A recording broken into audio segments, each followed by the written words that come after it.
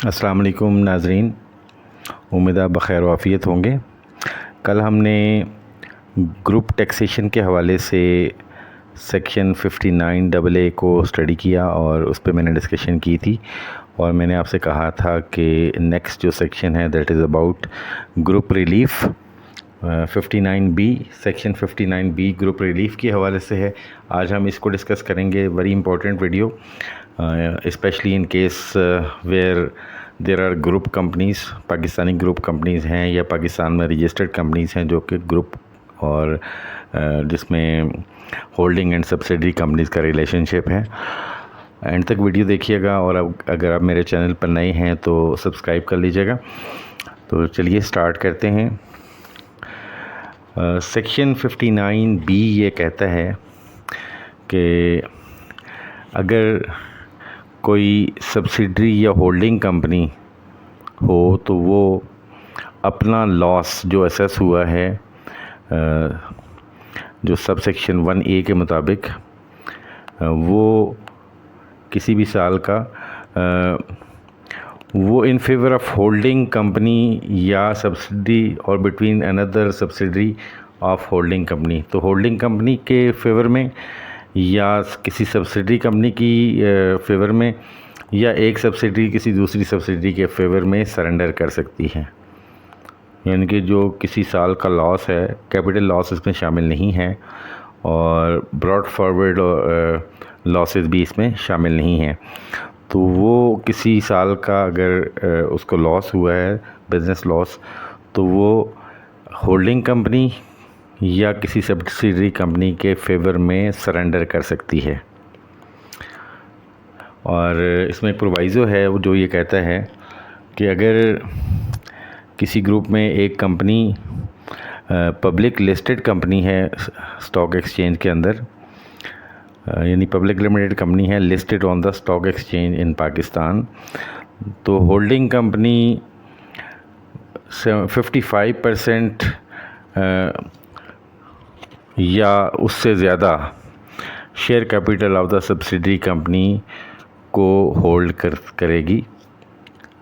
और जब अगर कोई भी कंपनी जो है वो लिस्टेड कंपनी नहीं है तो होल्डिंग कंपनी वो 75% डायरेक्टली शेयरिंग जो है वो होल्ड करेगी किसी भी दूसरी कंपनी में, सब्सिडरी कंपनी में।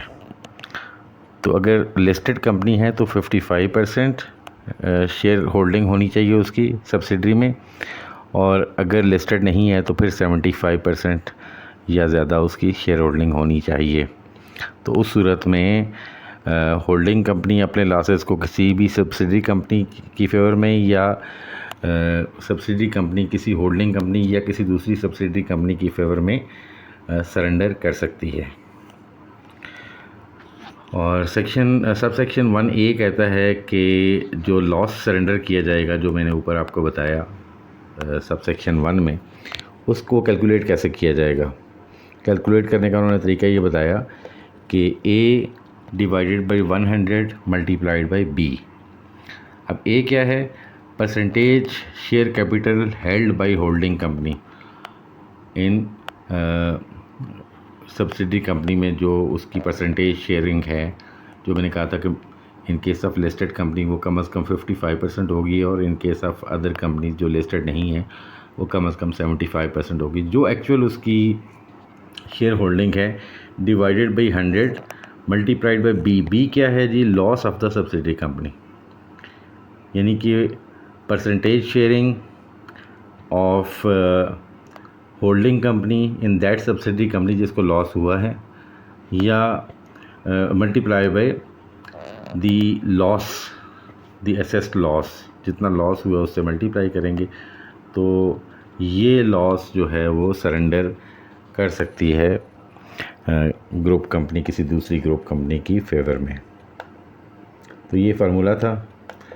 अब इसका सब सेक्शन 2 जो कहता है कि जो सब्सिडरी कंपनी का जो लॉस है, जो उसने इंकर किया है लॉस, वो होल्डिंग कंपनी या किसी दूसरी सब्सिडरी कंपनी की फेवर में क्लेम किया जा सकता है या सेट ऑफ किया जा सकता है अगेंस्ट द इनकम, उसकी इनकम के अगेंस्ट। यानी एक कंपनी जिसको लॉस हुआ है वो अपनी होल्डिंग कंपनी या किसी दूसरी सब्सिडरी कंपनी के इनकम के अगेंस्ट अपना लॉस सरेंडर कर सकती है या एडजस्ट कर सकती है या सेट ऑफ कर सकती है जिस साल में लॉस हुआ उस साल में और उसके बाद के अगले 2 सालों में। यानी कि अगर वो पूरा लॉस एक साल में एडजस्ट नहीं हुआ तो वो उसको कैरी फॉरवर्ड करेंगे अगले साल में, और अगर फिर भी एडजस्ट नहीं हुआ तो फिर उससे अगले साल में भी उसको एडजस्ट किया जा सकता है। यानी कि टोटल 3 सालों में इसको एडजस्ट किया जा सकता है, लेकिन उसमें कुछ कंडीशंस हैं। अब पहली कंडीशन ये है कि 5 सालों के दौरान सब्सिडरी कंपनी के अंदर जो शेयर होल्डिंग है या ओनरशिप है 55% की जो कंडीशन मैंने आपको बताई, लिस्टेड कंपनी की सूरत में, या 75% या ज़्यादा in case of other companies. तो होल्डिंग कंपनी की जो ये मिनिमम रेशो है जो मैंने आपको बताई, इसको continue, it should continue for this period. यानी कि ये 3 सालों के दौरान जो होल्डिंग कंपनी है उसकी जो ओनरशिप है सब्सिडरी कंपनी में, जो भी सब्सिडरी कंपनी जिसका लॉस क्लेम करना है, तो उसकी in case of listed companies 55% और in case of other companies 75% जो है वो मेंटेन रहनी चाहिए इस पीरियड के दौरान। दूसरी कंडीशन ये है कि company with in the group engage in the business of trading.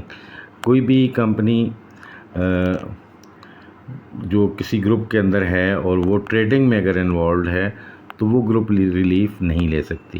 यानी ट्रेडिंग बिजनेस में अगर वो कंपनी है तो वो ग्रुप रिलीफ को अवेल नहीं कर सकती इस बेनिफिट को। तीसरी कंडीशन ये है कि होल्डिंग कंपनी अगर प्राइवेट लिमिटेड कंपनी है और उसका 75% ओनरशिप है ऑफ शेयर कैपिटल, अगर वो लिस्टेड नहीं है तो वो फिर 3 साल के अंदर अपने आप को लिस्ट करवाएगी स्टॉक एक्सचेंज में। यानी कि जिस साल से उसको लॉस हुआ है उस साल से 3 साल के अंदर अंदर वो अपने आप को स्टॉक एक्सचेंज में लिस्ट करवाएगी। ये कंडीशन है प्राइवेट कंपनी के हवाले से। यानी प्राइवेट कंपनी है तो वो पहले पब्लिक बनेगी, फिर अपने आप को अनलिस्ट करवाएगी, तो ये 3 साल में हो जाना चाहिए। नेक्स्ट कंडीशन है ग्रुप कंपनी जो है वो लोकली इनकॉर्पोरेटेड होने चाहिए अंडर द कंपनीज एक्ट 2017। यानी पाकिस्तानी लॉ के तहत ये रजिस्टर्ड होनी चाहिए सारी कंपनीज, होल्डिंग और सब्सिडी कंपनी जो है पाकिस्तानी लॉ के तहत रजिस्टर होना ज़रूरी है। ये कल भी मैंने आपको बताया था कि ग्रुप टैक्सेशन का भी जो प्रिंसिपल था वो भी यही था। और नेक्स्ट कंडीशन है the loss surrendered and loss claimed under this section shall have approval of the board of directors of the respective companies. यानी जो कंपनी लॉस सरेंडर कर रही है और जो कंपनी क्लेम कर रही है लॉस, उन दोनों के बोर्ड ऑफ डायरेक्टर्स की इस सिलसिले में अप्रूवल होना ज़रूरी है। यानी बोर्ड ऑफ डायरेक्टर एक रेजोल्यूशन पास करेंगे कि हम ये लॉस सरेंडर कर रहे हैं या ये हम लॉस क्लेम कर रहे हैं। तो ये भी एक कंडीशन है। Then next condition is the subsidiary company continues the same business during the set period of 3 years. तो सब्सिडरी कंपनी 3 सालों के दौरान अपना बिज़नेस चेंज नहीं करेगी, सेम बिज़नेस जारी रखेगी। अगर बिज़नेस चेंज किया तब भी आप ग्रुप रिलीफ को अवेल नहीं कर सकते। उसके बाद अगली कंडीशन ये है कि ग्रुप की तमाम कंपनीज जो हैं वो कॉर्पोरेट गवर्नेंस की जो रिक्वायरमेंट्स हैं या जो मैंने आपको बताया था कोड ऑफ कॉर्पोरेट गवर्नेंस जो अप्लीकेबल है उनके ऊपर, और उसके साथ ग्रुप डेजिग्नेशन रूल्स और रेगुलेशंस जो हैं जो SECP इशू करती है उनको कंप्लाई करेंगी। यानी ये मस्ट है कि वो कोड ऑफ कॉर्पोरेट गवर्नेंस को भी ओबे करें और उसके साथ ही ग्रुप डेजिग्नेशन रूल्स और रेगुलेशंस जो SECP इशू करेगी उनको वो कंप्लाई करेगी और तब वो ग्रुप रिलीफ के लिए एंटाइटल्ड होंगी। और उसके अलावा कोई और कंडीशन भी हो सकती है जो FBR from time to time add कर सकता है। तो ये कंडीशंस थी जिनके मुताबिक एक कंपनी अपना लॉस सरेंडर कर सकती है और दूसरी कंपनी उसको क्लेम कर सकती है for the tax year in which loss was incurred in the next 2 years. उसके बाद सबसेक्शन 3 ये कहता है कि सब्सिडरी कंपनी को अपना लॉस सरेंडर करने की इजाज़त नहीं होगी होल्डिंग कंपनी की इनकम के अगेंस्ट 3 सालों से ज़्यादा उसको अपना लॉस सरेंडर करने की इजाज़त नहीं होगी। नेक्स्ट है जी subsection 4, where losses surrendered by a subsidiary company are not adjusted against the income of holding company in the said 3 years, the subsidiary company shall carry forward the unadjusted loss in accordance with the section 57। और अगर 3 सालों में भी subsidiary company ने जो loss surrender किया था वो कम्प्लीटली एडजस्ट नहीं हुआ होल्डिंग कंपनी की इनकम से, तो फिर कैरी फॉरवर्ड किया जा सकता है ये लॉस फर्दर सेक्शन 57 की रिक्वायरमेंट्स के मुताबिक। तो मैं 57 सेक्शन आपको अभी दिखाता हूँ, पहले हम ये सेक्शन कंप्लीट कर लें। सबसेक्शन 5 कहती है कि अगर 5 सालों के अंदर शेयर डिस्पोज ऑफ हुए हैं, होल्डिंग कंपनी के शेयर डिस्पोज ऑफ हुए हैं to bring the ownership of the holding company to less than 55% और 75%, यानी कि जो इसकी मिनिमम रिक्वायरमेंट थी लिस्टेड कंपनीज़ की सूरत में 55% और अदर कंपनीज़ या प्राइवेट कंपनीज़ की सूरत में 75%, अगर during the period of 5 years अगर ये रेशियो इससे नीचे आ जाती है, the holding company shall in the year of disposal offer the amount of profit on which taxes have not been paid due to set off of losses surrendered by the subsidiary company। तो holding company जो है जो loss set of नहीं हुआ उसके ऊपर वो tax पे करेगी, ठीक है, जो यानी उसके अगेंस्ट जो प्रॉफिट था वो उसके ऊपर वो टैक्स पे करेगी, ठीक है। यानी उसका मतलब यह है कि वो अपना प्रॉफिट डिक्लेयर करेगी, इंस्टेड के वो उसको एडजस्ट करे, वो अपना प्रॉफिट डिक्लेयर करेगी और फिर उसके ऊपर ओबियसली फिर टैक्सेशन भी होगी। सबसेक्शन 6 ये कहता है loss claiming company shall with the approval of the board of directors transfer cash to the loss surrendering company equal to the amount of tax payable on the profits to be set off against the acquired loss at the applicable tax rate. यानी जो loss claiming company है, जो company loss claim कर रही है, वो अपने board of directors की अप्रूवल के साथ सरेंडरिंग कंपनी को जो टैक्स अमाउंट बनता है जो प्रॉफिट्स के ऊपर, उसके इक्विवेलेंट कैश ट्रांसफ़र करेगी, ठीक है। यानी कि जितनी इनकम सरेंडर हुई है या उस इनकम के ऊपर जो टैक्स बनता था वो टैक्स के इक्विवेलेंट अमाउंट ट्रांसफ़र करेगी, और इस ट्रांसफ़र ऑफ कैश को टैक्सेबल इवेंट नहीं समझा जाएगा, ना ट्रांसफ़रर के लिए ना ट्रांसफरी के लिए, यानी दोनों कंपनी में से किसी को ये टैक्सेबल एक्टिविटी कंसिडर नहीं किया जाएगा, यानी टैक्स फ्री एक्टिविटी है। और नेक्स्ट इज़ सब सेक्शन 7, ये कहते हैं transfer of shares between companies and share holders in one direction would not be taken as taxable event provided the transfer is to acquire share capitals of for formation of group and approval of Security and Exchange Commission of Pakistan or State Bank of Pakistan as the case may be has been obtained is in this effect। Companies के दरमियान अगर group companies के दरमियान अगर share transfer हुए हैं और या शेयर होल्डर्स के दरमियान आपस में कोई शेयर ट्रांसफ़र्स हुए हैं, तो इसको टैक्सेबल इवेंट नहीं लिया जाएगा, टैक्सेबल एक्टिविटी नहीं समझा जाएगा, अगर बोर्ड ने उसको अप्रूव कर दिया है और फिर उसके बाद securities and exchange commission of Pakistan या स्टेट बैंक ऑफ पाकिस्तान जैसे भी जहाँ भी रिक्वायर्ड है उसकी अप्रूवल अगर आपने ले ली है SECP या state bank of Pakistan in case of banking companies या NBFIs state bank of Pakistan की अप्रूवल और अदर कंपनीज की सूरत में वो SECP की अप्रूवल अगर ले ली है तो फिर ये टैक्सेबल इवेंट नहीं समझा जाएगा। Sale and purchase from third party would be taken as taxable activity, यानी बिटवीन पार्टनर्स अगर जो एग्जिस्टिंग पार्टनर्स है उनके दरमियान अगर शेयर ट्रांसफ़र हुए हैं या बिटवीन एग्जिस्टिंग कंपनीज अगर कोई शेयर ट्रांसफ़र हुए हैं तो वो तो टैक्सेबल एक्टिविटी नहीं होगी, लेकिन किसी थर्ड पार्टी और कंपनी के दरमियान या ग्रुप के दरमियान कोई परचेज़ या सेल हुई है तो ये एक टैक्सेबल एक्टिविटी होगी। तो ये डिटेल्स थी सेक्शन 59B की ग्रुप रिलीफ के हवाले से। और इस हवाले से अभी मैंने बात की थी कि अगर 3 सालों में लॉस फुली एडजस्ट नहीं हो सका तो फिर सेक्शन 57 के मुताबिक इसको कैरी फॉरवर्ड किया जाएगा। अभी मैं आपको सेक्शन 57 दिखाता हूँ। सेक्शन 57 है carry forward of business losses. ये मैं इसकी बहुत डिटेल में नहीं जाऊँगा। उसमें ये कहा जाता है कि अगर किसी पर्सन को लॉस हुआ है इनकम फ्रॉम बिज़नेस के अंडर हेड के अंदर तो वो सेट ऑफ नहीं हो सका तो वो लॉस जो है कैरी फॉरवर्ड किया जाएगा